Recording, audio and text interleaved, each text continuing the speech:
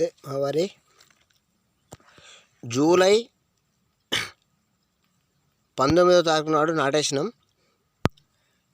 ఈ ఆగస్టు 30 అంటే ఈరోజు వరకు 40 రోజుల వరి అయింది. అయితే బాగా ఆరబెట్టుకుంటా పారించినాం. ఇప్పుడు కూడా మళ్ళీ ఆరబెట్టాలి.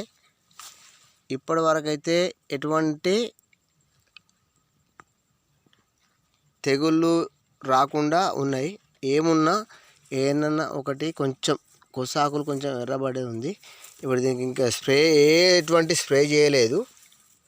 అయితే ఒక్కో కర్రకు చూడండి అంత వరిది ఏమన్నా ఇగో మీరు ఏ గంట అన్నా చూడండి పిరిక ఉంటుంది. ఇగో ఇట్లా పిరిక ఉంటుంది చూడండి. అయితే ఒక గంటకు లెక్క పెడదాం పిల్లకలు ఎన్ని ఉన్నాయో. 1 2 3 4 5 6 7 8 9 10 11 12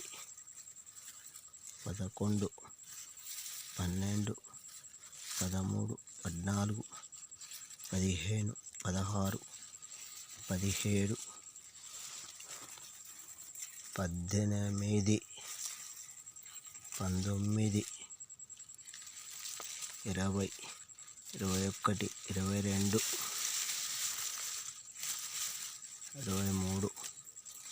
24 25 26 27 28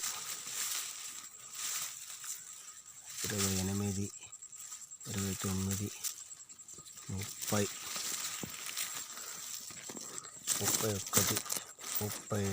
32 33 34 35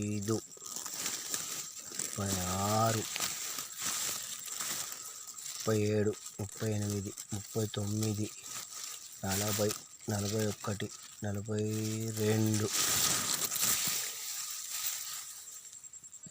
ఒక 42 పిలకలు వచ్చినాయి. మేము నాటు వేసింది 2-3 కర్రలతోనే. యమునా సీడ్ ఇది 2-3 కర్రలు వేసినాం.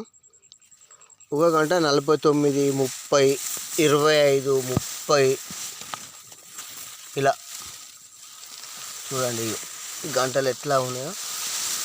అంతా ఇది మహారాష్ట్ర వాళ్ళు వేసినదే. 25-30 పిలకల కంటే తక్కువ లేదు. అయితే లాస్ట్ మును వెళ్ళేటప్పుడు వాళ్ళు కొంచెం ఎక్కువ ఒత్తేస్తే అక్కడ కొంచెం తక్కువ వచ్చినాయి. కానీ బల్చకున్న కాడ 40-45 పిలకలు వచ్చినాయి. అంటే పొలాన్ని మాత్రం బాగా ఆరబెట్టాలి. ఆరబెట్టుకుంటా పారించుకోవాలి. ఎంత ఆరబెడితే అంత మంచి గట్టి పిలకలు, ఇంత దృఢమైనగో. ఎంత దొడ్డుగా అంటే అంత దొడ్డు వస్తాయి కర్రలు. ఎంత దొడ్డు వస్తే మనకు అంత కంకి పెద్దగా వస్తుంది. చూడండి ఇది ఎంత లాగుందో. అట్లా దయచేసి రైతులు పొలాన్ని బాగా ఆరబెడితేనే పిలకలు బాగా వస్తాయి, దిగుబడి బాగా వస్తుంది, రోగాలు తగ్గుతాయి. గమనించిన రైతులు, నేను కూడా నా పేరు బట్రామరెడ్డి, చెక్కపల్లి, వేములవాడ రూరల్ మండల్. అందరూ ఇటువంటి వ్యవసాయం చేయండి. సౌట పొలాలైనా ఏవైనా ఎంత బాగా ఆరబెడితే అంత బాగా పిలకలు వచ్చి అంత మంచి దిగుబడి వస్తుంది. దీన్ని గమనించండి.